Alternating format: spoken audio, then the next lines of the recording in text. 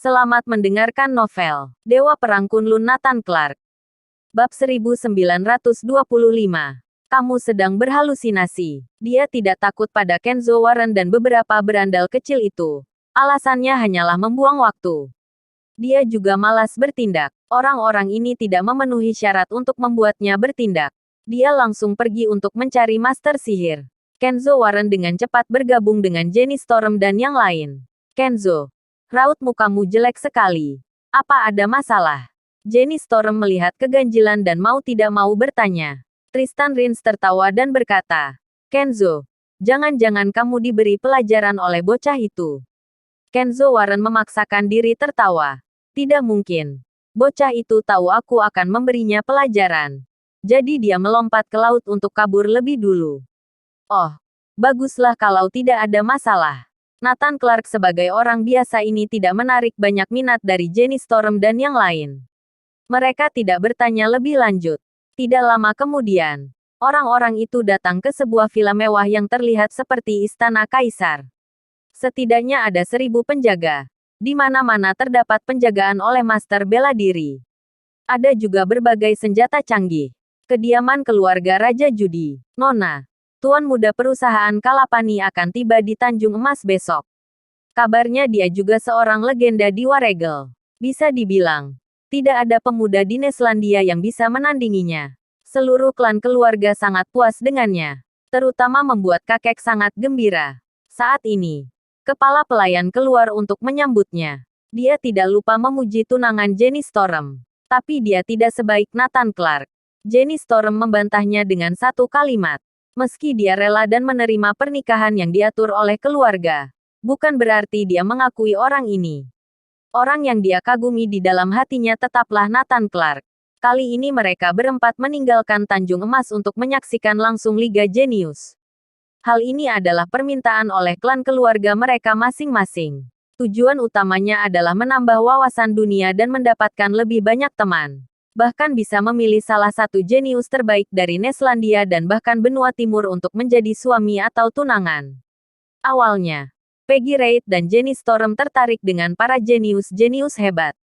Tanpa diduga, Nathan Clark tiba-tiba muncul. Adegan ratusan jenius dengan hormat memanggilnya, Guru, telah meninggalkan kesan yang tak terhapuskan di hati mereka. Terlebih lagi, Nathan Clark hanya beberapa tahun lebih tua dari mereka. Memiliki keanggunan dan karisma. Setelah melihat kehebatan Nathan Clark, Jenny Storm tidak bisa menerima orang lain. Tuan muda perusahaan Kalapani hanya mendapat keuntungan dari hubungan dengan laboratorium para dewa saja. Hah, bagaimana dengan Nathan Clark? Nona, cepat masuk. Kakek ingin mengetahui situasi Liga Genius. Disambut oleh kepala pelayan, Jenny Storm dan yang lain memasuki villa.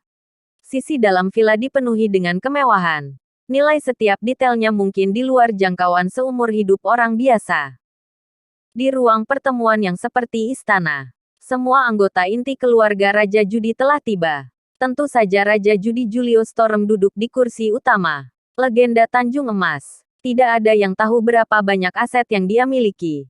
Tidak ada yang tahu berapa banyak kartu truf yang dia miliki.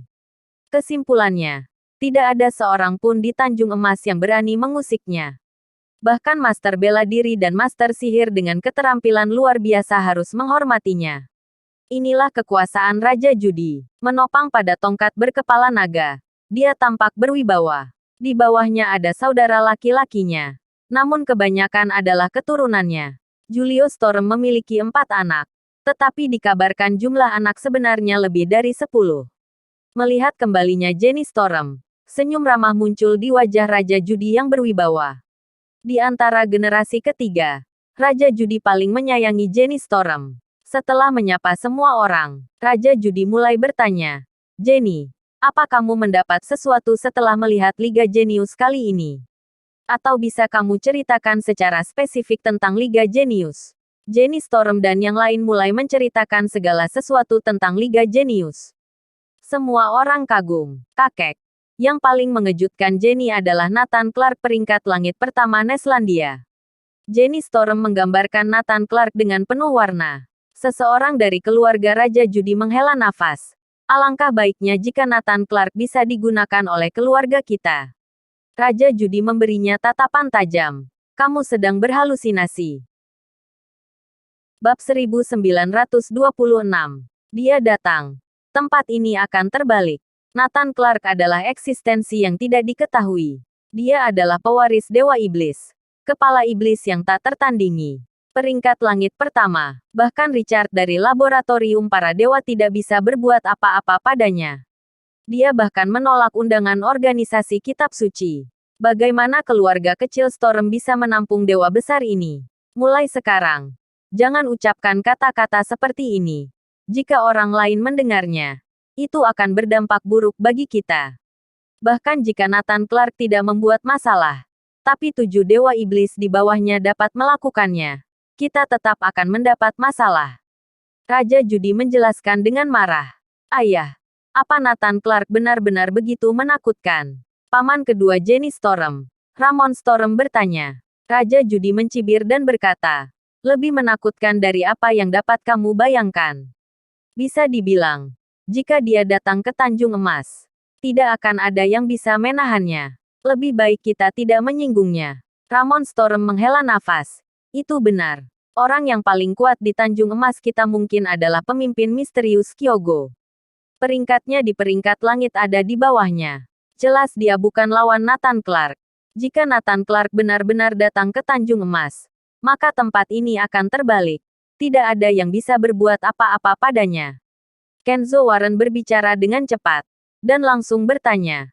Kakek Raja Judi, jika kakak Jenny menjadikan Nathan Clark suaminya, apakah dia tidak perlu menikah dengan tuan muda perusahaan Kalapani? Raja Judi tertegun sejenak, dan mau tidak mau berkata, itu mungkin. Namun aku mendengar Nathan Clark sudah memiliki anak bahkan sudah besar. Terlebih lagi, prospek tuan muda perusahaan Kalapani tidak kalah bagus. Ekspresi Jenny Storm berangsur-angsur meredup. Jenny, jangan memiliki pemikiran lain. Tuan muda perusahaan Kalapani akan datang. Kalian harus bertemu baik-baik satu sama lain. Untuk dapat menikah dengan perusahaan Kalapani dan menjalin hubungan dengan laboratorium para dewa di belakangnya adalah tujuan yang dikejar klan keluarga kita. Semua orang mengangguk serempak. Mengerti. Setelah itu, Kenzo Warren dan yang lain pergi. Sesampai di mobil, Tuan Muda Warren, kami sudah melakukan pencarian, tapi kami tidak melihat bocah itu. Mengapa aku merasa bahwa bocah itu menjadi misterius? Kenzo Warren menghela nafas. Lupakan saja. Tidak perlu menghabiskan waktu untuk orang biasa. Saat ini, Nathan Clark telah tiba di alamat yang diberikan oleh bintang kembar. Tempat ini adalah sebuah gereja, tetapi sudah lama ditinggalkan. Debunya tebal dan terdapat sarang laba-laba di mana-mana. Tidak seperti ada orang yang menempati. Nathan Clark melihat sekeliling, tetapi tidak melihat siapapun. Melihat jejaknya, setidaknya sudah lebih dari 5 tahun tidak ada orang di sini. Mungkinkah kedua anak itu keliru? Nathan Clark bergumam pada dirinya sendiri. Tapi bintang kembar serius untuk menangani masalah. Tidak mungkin ada kesalahan. Satu-satunya kemungkinan adalah Master Sihir telah pergi dari sini. Mungkin ada kesalahan waktu dalam informasi yang diberikan oleh bintang kembar. Tidak masalah, karena sudah tiba Tanjung Emas. Untuk apa takut tidak menemukannya? Jika orang luar pulau tidak mengenalnya, pasti ada orang lokal di kalangan atas Tanjung Emas yang mengenalnya. Setelah Nathan Clark meninggalkan gereja, dia meminta Raja Seon Barat untuk mencari tahu keluarga terkuat di Tanjung Emas. Dia langsung pergi untuk bertanya di mana Master Sihir itu. Paduka, aku sarankan Anda langsung pergi ke klan keluarga Raja Judi. Raja Seon Barat tersenyum. Oke, Nathan Clark menghentikan sebuah mobil dengan santai. Mau kemana, Tuan? Pergi ke Villa Gondraha. Begitu Nathan Clark mengatakan ini, sopir itu tertegun dan menatap Nathan Clark dengan tidak percaya. Di Tanjung Emas, siapa yang tidak tahu kalau Villa Gondraha adalah rumah keluarga Raja Judi? Itu area terlarang. Bagaimana mungkin orang biasa berani mendekati tempat itu?